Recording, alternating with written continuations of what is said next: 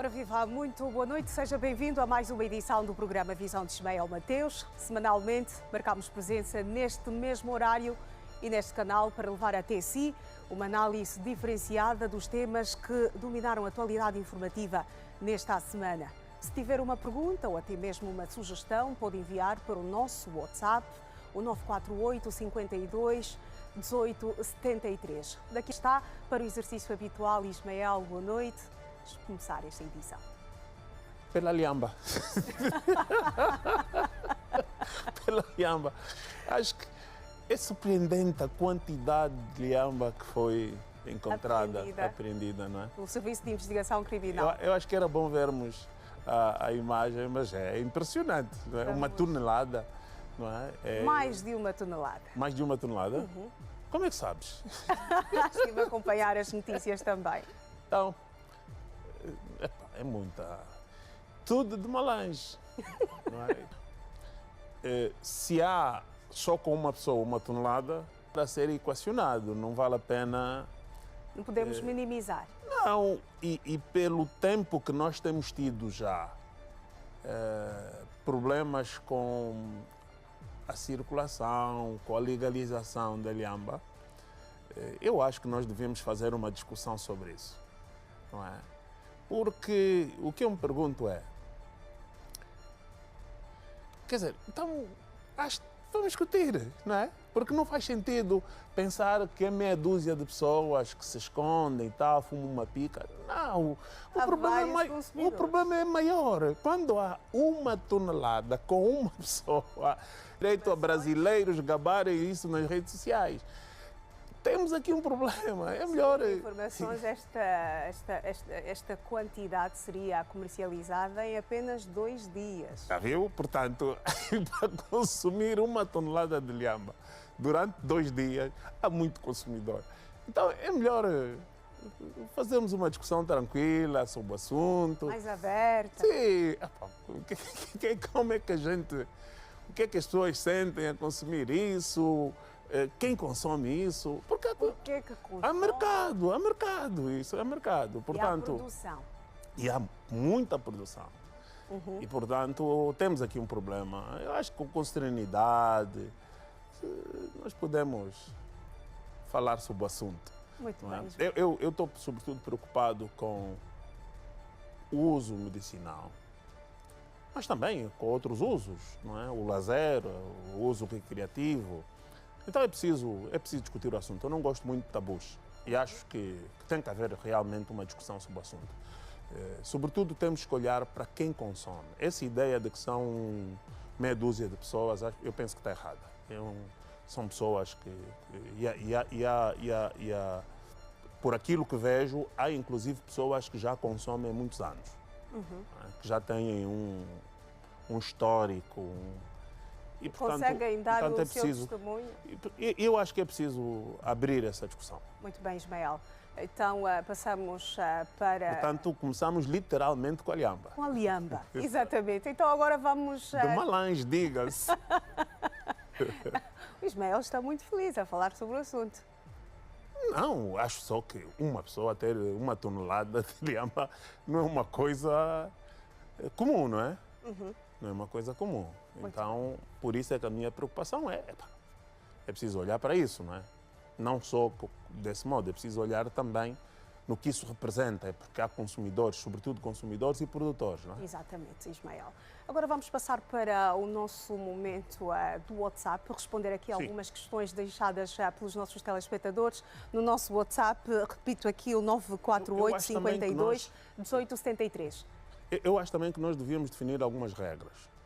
E, portanto, os comentários... a gente comenta comentários, não é? Uhum. Portanto, tomamos nota, agradecemos, mas não vamos comentar. Também penso que é um mau precedente comentarmos assuntos que não passaram pelo programa, não é? Então, se nós definirmos essas regras, penso que poderemos responder àquelas pessoas que colocarem questões. Exatamente. E a primeira questão de hoje é do nosso telespectador Esteves Cachito. Vou pedir aqui o suporte da Regi, a ver se conseguimos ler a primeira mensagem reservada a ter aqui, porque recebemos inúmeras questões. O senhor não gostou de ti. O senhor tirou Esteves... a pergunta. Não, mas nós recebemos muitas questões ao longo desta semana, várias inquietações e também recebemos sugestões aqui à volta dos temas que foram abordados ao longo do programa passado. Agora sim, já temos a primeira questão. Temos a questão do Sr. Esteves Cachi, escreveu-nos a partir da Lunda Norte, e a questão é a nova divisão político-administrativa. Que critérios ou evidências do ponto de vista do desenvolvimento ou extensional levaram a dividir Luanda? Não seria justo o objetivo melhor, dividir Uís, Malange, Lunda Norte ou Ila em detrimento do... O que é que devia ter sido? O que é que poderia ter sido? Por que isto? Por que aquilo? Não faz sentido. Portanto, houve um período da escutação, houve um período que as pessoas puderam contribuir. Agora a lei está aprovada. Quer dizer, agora é preciso olhar para frente. Esse tipo de coisa já não resolve nada. Não é? Então, não ter sido Uís, mas não foi. Podia ter sido Malange, mas não foi. Quer dizer, então, agora, o que eu posso dizer é que pode ser que um dia venham a ser, não é? Mas aí já é no quadro das conjecturas e das... Então é melhor não entrar por aí. Muito bem, Ismael. Vamos à segunda questão da noite. Vamos ver aqui o que é que os nossos telespectadores querem saber. Temos a questão do Sr. Félix Vantagens e Prego, desvantagens. da província do Bié, e o Sr. Celestino Soares. Sim. A mesma questão, o mesmo assunto, nova divisão político-administrativa, e o Ismael já leu vantagens e desvantagens. Sim, em princípio, a grande vantagem, que pelo menos levou à motivação, é a aproximação de serviços, a aproximação do atendimento aos cidadãos. Penso que isso, não é? Toda a gente quer saber qual é o custo disso e de onde virá o dinheiro. E, portanto, há uma expectativa que agora, em outubro, novembro, quando o governo apresentar o orçamento de 2025, mostra um bocado sabermos de onde virá o dinheiro. Portanto, esse problema aí, o impacto é que se nós tivermos, o indivíduo que tinha que ir, por exemplo, percorrer 50, 75 quilómetros para fazer um bilhete de identidade, se o puder fazer no seu município, tem um impacto muito grande. Se as pessoas tiverem escolas, hospitais no seu município, em vez de percorrerem quilómetros, tem um impacto muito grande. Portanto, depende da eficácia da divisão político-administrativa. Seguimos para a próxima questão da noite. Estamos aqui, nesta altura, a responder às perguntas deixadas pelos nossos telespectadores no nosso WhatsApp, o 948 52 18 73. A olhar para aqueles temas, como eu já fiz referência, que estivemos melhor a analisar ao longo da edição número 13 do Visão de Ismael Mateus. Júlio Cabral, a partir da província de Benguela, o mesmo assunto. Nova divisão político-administrativa. Boa noite. Eu gostaria de saber se o senhor Mateus, não é, está de acordo com a divisão administrativa de Luanda. Boa pergunta. Apesar da lei já estar aprovada. Sim, a lei está aprovada. Eu sinceramente acho, eu concordo com a divisão do modo geral,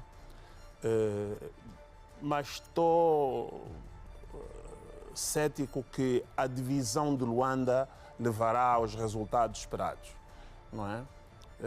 Não sei se estou já na fase de não estar de acordo. Estou simplesmente na equipe, no grupo de pessoas que está à espera para ver o que é que vem daí. Tenho dúvidas que a divisão levará aos resultados que se anunciam. Agora, quanto ao resto, quanto Cubango e Mochico... Primeiro tema desta noite. Só eram essas perguntas? São estas questões, sim, eram apenas estas questões. Vamos passar para o primeiro tema, não é? A segurança alimentar dominou a agenda de trabalho dos Estados em matéria de segurança alimentar e produção nacional, foram espelhados durante este encontro. A segurança alimentar, Ismael, está no e 48 prioridades do Plano de Desenvolvimento Nacional 2023-2025, que faz desta caminhada rumo à tão almejada segurança alimentar. Eu acho que a resposta à tua questão está no mapa que foi apresentado pelo Ministro de Estado, Para a Zé coordenação Massano. económica. Sim. E que revela o decréscimo das importações em 2023. Então, eu pedia, se for possível, não, isto já é 2024, eu quero o mapa de 2023. Vamos eu... ter aqui o mapa que apresenta, espelha... Depois olharemos porque isso é primeiro e segundo trimestre de 2024. Mas eu prefiro primeiro olhar para o mapa de 2023. Quanto o Estado poupou com o aumento da produção, então peço... estamos a falar em 940. Tens que pedir tu, porque eles só atendem enquanto tu é que pedes. Não, vamos ter daqui a pouco, Ismael, vamos ter daqui a pouco este quadro, mas o Ismael está aqui a trazer os números, não é? Apresentados... Não, quero trazer sobretudo, que é um dado novo, não é? Claro que isso ainda não representa, olha, temos aqui. Agora sim, e, portanto, alguns produtos são daqueles produtos mais consumidos. Portanto, temos o açúcar e nós vemos que há menos 56%. Se compararmos 2022 a 2023. Do arroz nós temos menos 38%. Não é? Carne de frango temos menos 24%. Carne de vaca temos menos 43%. Farinha de milho temos menos 68%. Farinha de trigo temos menos 40%. Portanto, do modo geral, feijão, leite, massas alimentícias, óleo alimentar de soja, do modo geral, nós registramos um decréscimo das importações. E isso é uma medida que, apesar de nós não vermos refletida ainda nos preços e no bolso do cidadão, o próprio presidente João Lourenço. O presidente João Lourenço chegou em 2017, enfrentou logo dificuldades financeiras, depois enfrentou a Covid, depois enfrentou a guerra da Ucrânia, enfim, nunca teve sossego. E com toda a razão, as pessoas nas ruas, nas praças, os preços subiram, enfim, toda a gente questiona, toda a gente reclama, com toda a razão. Portanto, começar agora a ter resultado na diminuição das importações, na poupança, no aumento da produção nacional, porque essa diminuição é decorrente do aumento da produção nacional. E, portanto, ter isso reflete com alguma esperança o futuro. Vamos ver se a tendência se mantém e, mantendo-se essa tendência, vamos ver se os preços conseguem baixar.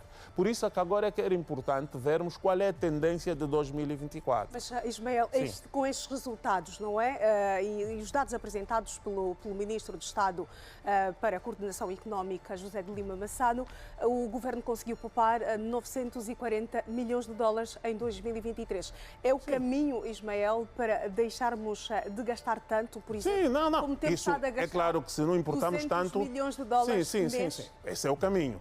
O problema é que não é o suficiente ainda. Por isso é que eu dizia que nós não sentimos isso ainda no bolso das pessoas, porque a vida continua cara. Mas o que se está a dizer é que o caminho é este.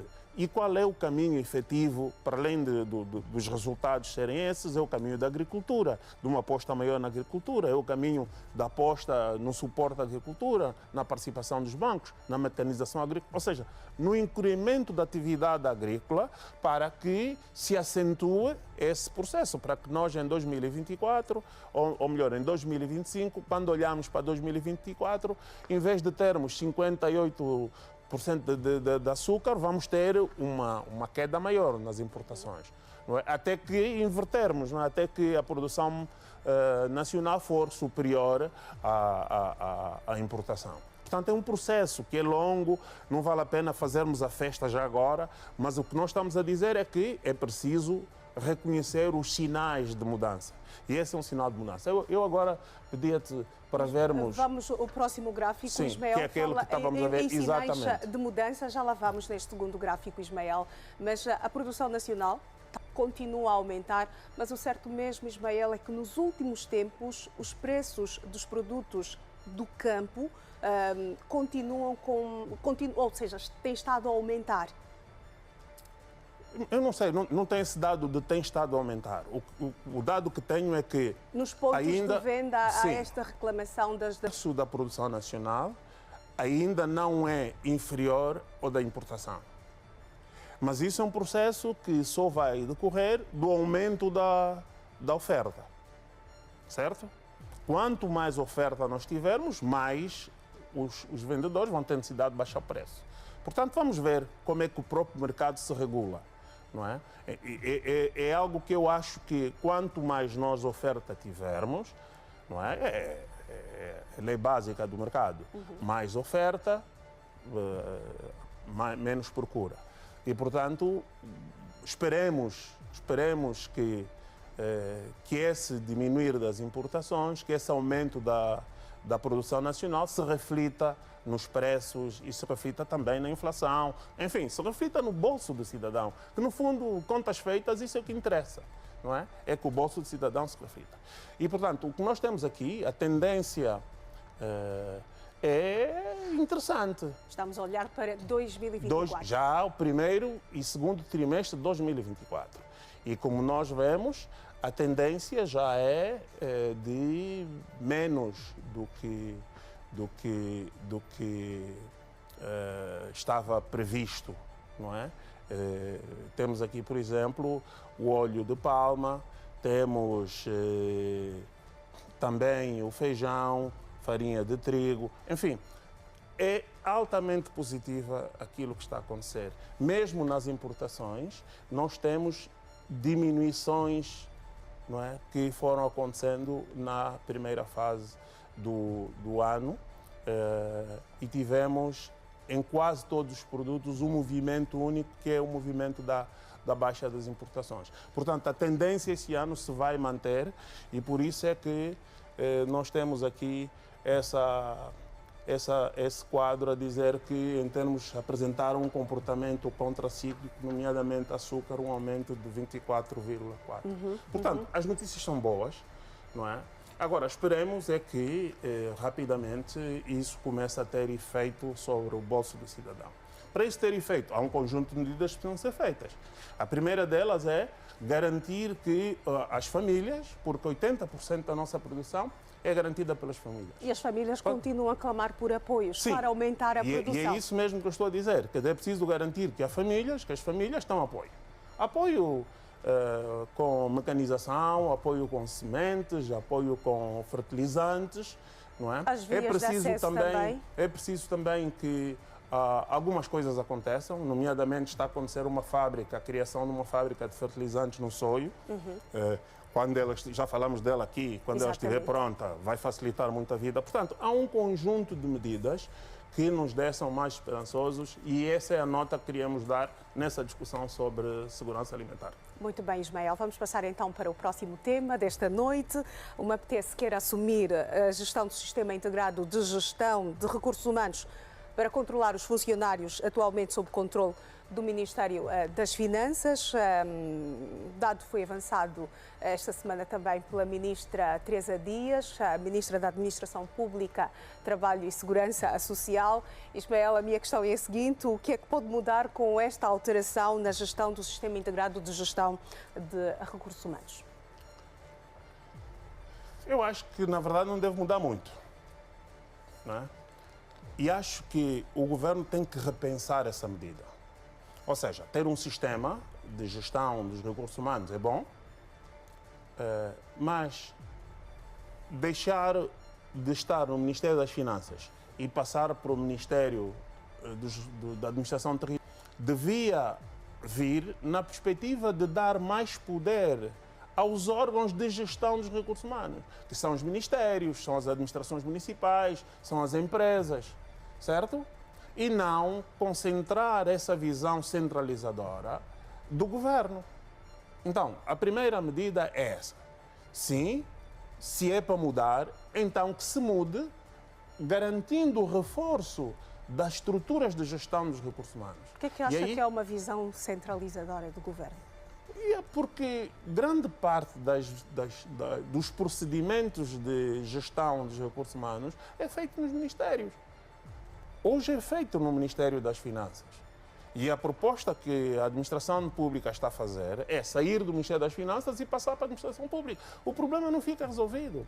O que nós temos de trabalhar é para o gestor dos recursos humanos do Ministério ter capacidade para definir as admissões, ter capacidade para gerir o fundo salarial, ter capacidade para gerir o pessoal, para autonomizar o trabalho desse indivíduo. Não pode, como acontece hoje, que o indivíduo que está lá no município quer movimentar o seu efetivo e tem que pedir ordens ou ao delegado das finanças ou até ao Ministério das Finanças.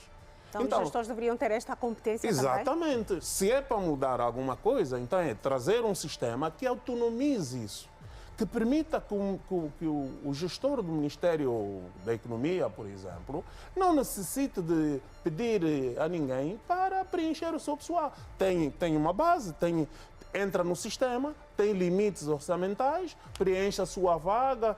Por exemplo, se um indivíduo morre, se o indivíduo vai para a reforma, ele tem que ter essa capacidade. Portanto, o sistema, em termos de gestão, é assim. Mas isso também levanta uma outra discussão. Que discussão, Ismael?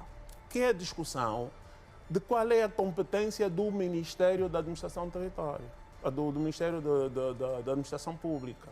Mas acha que não há competência neste sistema? Não, a questão não é essa. A questão é, será que o Ministério trata mesmo da gestão dos recursos humanos ou trata das políticas de gestão de recursos humanos?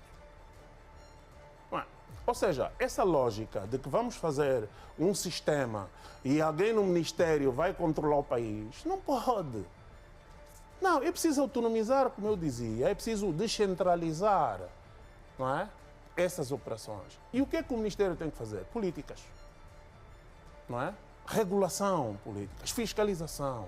Então, eu penso que o governo tem que repensar essa preocupação com o sistema. Tem que pensar em políticas. Como é que vai definir políticas? Como é que vai garantir inovação? Porque é um setor que exige muita inovação.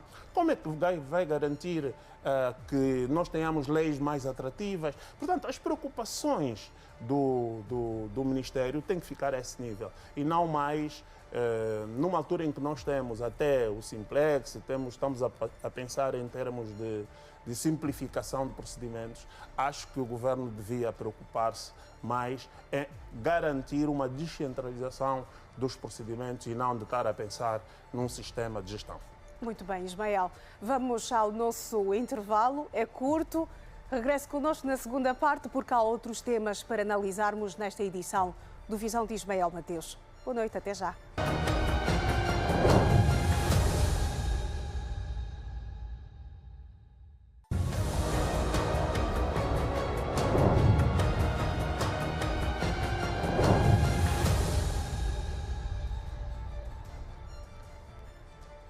Renovados os votos de boa noite, seja bem-vindo à segunda parte do Visão de Ismael Mateus e nesta segunda parte vamos já começar a falar do ano letivo 2024-2025 que está prestes a começar. As aulas começam no dia 2 de setembro, Ismael, com novidades e também desafios. Sim, desafios. O principal desafio é económico. Não é? O facto das famílias não terem ou de terem menos capacidade financeira, leva a que a pressão sobre o serviço público tenha aumentado. Não é? As famílias não conseguem garantir que os filhos permaneçam nos colégios. Logo, estamos a ter uma grande pressão sobre o serviço público e o serviço público está a ser incapaz de resolver essa pressão. Este ano, a Ministra da Educação, Luísa Grilo, anunciou que anualmente ficam fora do sistema de ensino perto de 1 milhão de crianças por falta de escolas.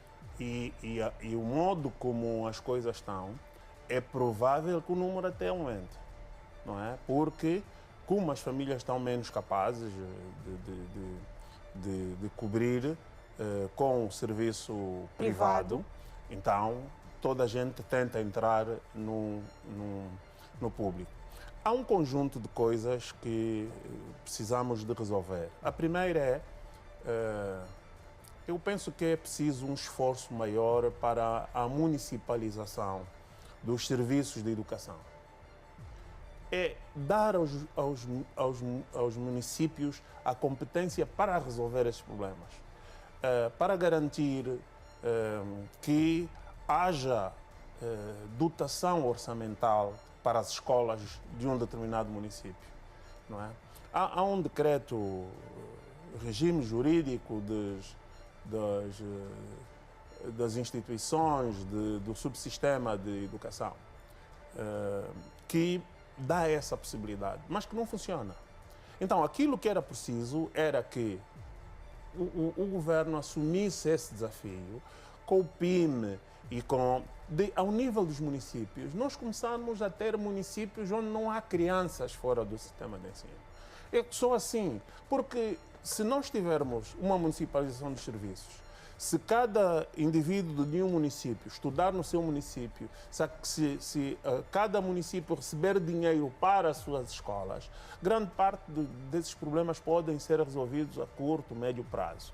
O que nós vemos hoje é que as escolas não têm sequer orçamento, não conseguem satisfazer coisas. Alguma das receitas que as escolas recebem também não ficam nas escolas e, portanto, assim é muito difícil nós conseguirmos resolver os problemas. Essa é uma parte do problema. Uma segunda parte do problema tem a ver com as políticas públicas do próprio governo.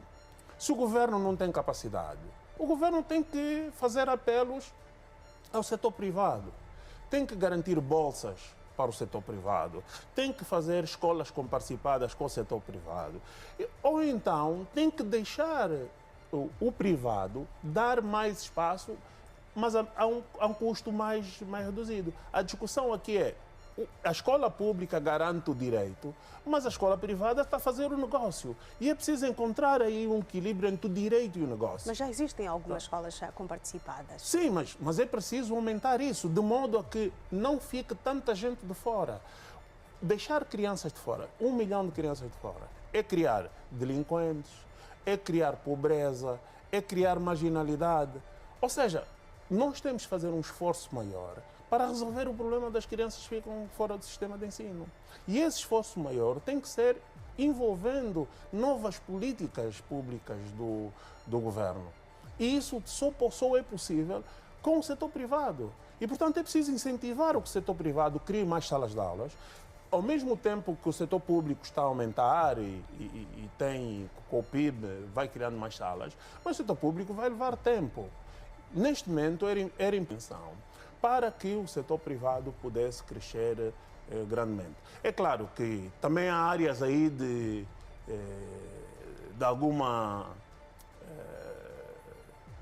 conflitualidade, áreas esquisitas, como, por exemplo, essa questão dos manuais, da plural. Enfim, um dia nós vamos falar sobre isso aqui, porque acho que também há coisas a corrigir no setor privado. Mas, de um modo geral, o que eu acho é que o Estado tem que assumir que não é capaz de recolher todo mundo, porque não é, e, portanto, tem que facilitar a vida do privado para que o privado assuma. Não tem que fazer acordos, tem que, por exemplo, aliviar encargos fiscais às escolas, para as escolas poderem acolher mais alunos. Muito bem, Ismael, vamos passar para o próximo tema. A divisão político-administrativa continua na ordem do dia, não é? Estivemos aqui a responder algumas questões dos nossos telespectadores sobre este mesmo assunto. Já sabemos que em 2025 Angola vai ter 21 províncias, 325 municípios e 326 municípios, obrigada, e 375 comunas. Tudo isto a partir do próximo ano, uma mudança que vai impor desafio. Podemos ver, só com o exemplo de Malange, rápido. Portanto, nós temos aqui Dalatando, Cacuzo, habitualmente o ordenamento no tempo colonial ditava uma separação mais ou menos de 50 a 75 quilómetros, são mais ou menos isso. Depois de Cacuzo a Calandula, de Calandula a Malange, enfim, havia um distanciamento. Com a criação desses municípios, esse distanciamento encurta. Por exemplo, Azul, a muito poucos quilómetros, 10, 15 máximo de Cacuzo, e vai ficar, pela sua dimensão, já muito próximo de Dalatando e Lucano, não é? E está também próximo de... O que eu quero dizer é que essa proximidade dos municípios tem que levar a um repensar da nossa estrutura. Pensar com essa distribuição, nós não podemos pensar que cada município vai ter uma escola, vai ter um hospital. Não, nós temos que começar a pensar na partilha de serviços, na partilha de infraestruturas, não é? E, portanto, hospitais municipais, exatamente, principalmente naquelas zonas em que já existem esses hospitais. E aí entramos noutra visão que eu venho defender aqui.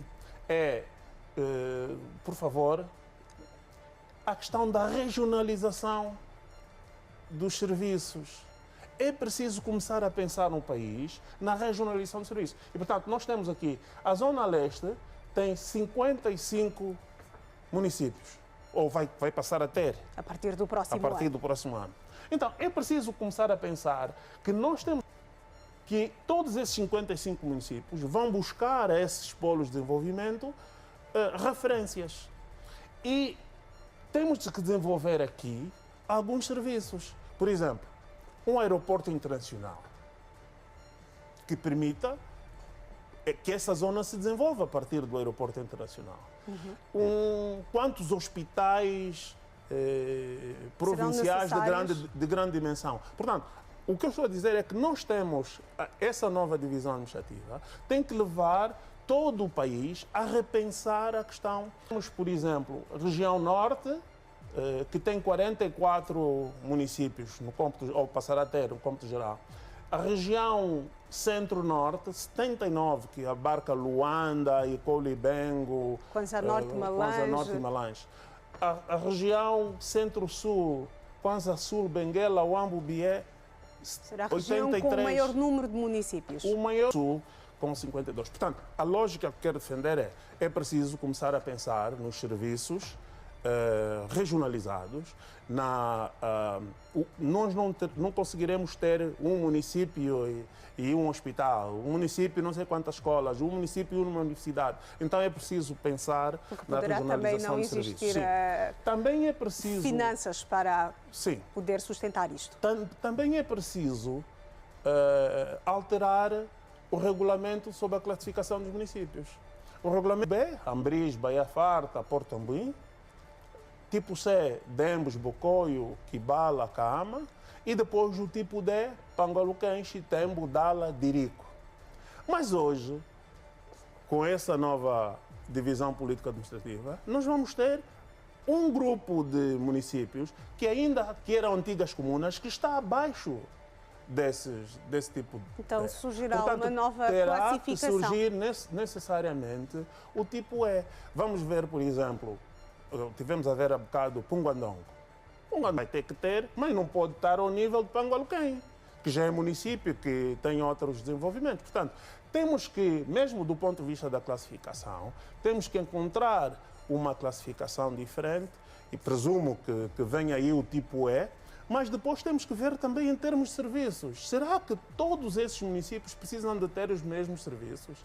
Não. Portanto, há uma discussão que está em aberto, que nós temos que ter ainda e que penso que vai acontecer. Portanto, a classificação depende do número de habitantes, densidade populacional, do nível de desenvolvimento económico. É isso que determina os tipos e, portanto, também justifica que o aparecimento do nosso desenvolvimento. Uma questão final, que está agora muito em voga, que é a discussão do o governo devia pensar, por que é que vamos ter duas províncias que se chamam Bengo? Temos Icolibengo. Temos Icolibengo e temos Bengo. Não há nenhuma necessidade. Eu acho que é legítima. Eu acho que é legítima a reclamação para a alteração do nome da província. Acho que é legítima a reclamação de muitas pessoas do Bengo que defendem que devia se chamar província dos Dembos, não é? Em homenagem até àquela região dos Dembos, que é muito grande. Mas pelo menos pode-se abrir, depois de aprovada a DPA, não é um problema de alteração, é um problema de mudança de nome apenas.